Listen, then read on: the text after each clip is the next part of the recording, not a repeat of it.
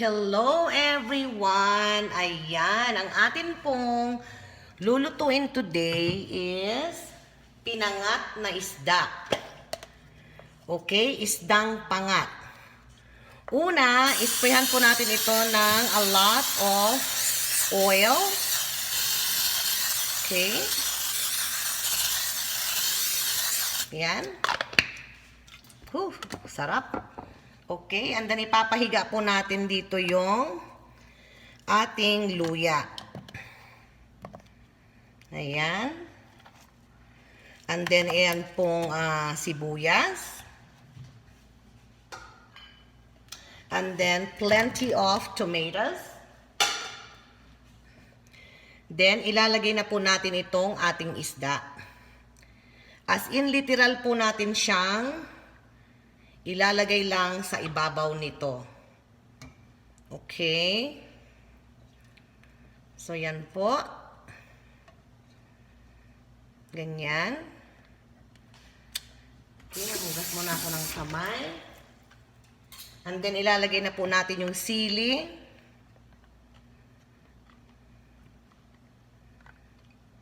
Okay.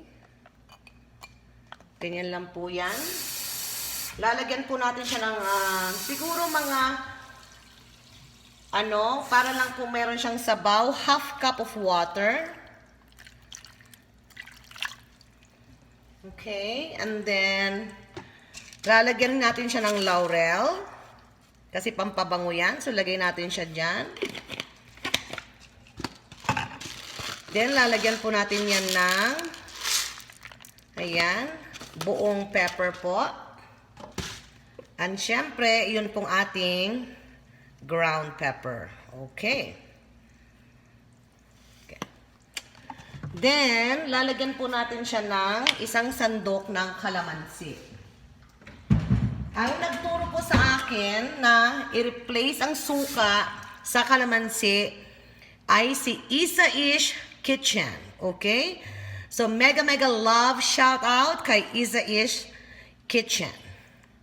Ayan. So, siguro yung isang sandok po na ito is siguro sabihin na nating 4 na kutsara. So, siya po ang nagsabi na yan pong ilagay natin. Okay? So, medyo siguro dagdagan natin konti. Ayan. Okay. So, now that nalagyan na po natin yan ng mantika, paminta, ayan, asin. Ngayon, lagyan naman po natin siya ng asin. Okay? Siguro yung asin po ilagay nyo muna is 1/4 spoon. Okay, and then papaibabaw uli natin itong mga iba pang natirang sibuyas. Okay, and then I'm gonna add a tomato po sa ibabaw niya. Okay, ikakat ko lang siya po ng ganyan. Para lang po yan magsabaw. Okay. Ganyan lang po yan. So, medyo maasim-asim na po yan. Okay. So, napakasimple po ng luto ng pangat. Okay. So, yan na yan. Ang gagawin natin is i-esprehan uli natin siya ng cooking oil. Okay. Ayan. Or pwede naman pong gumamit ng regular oil.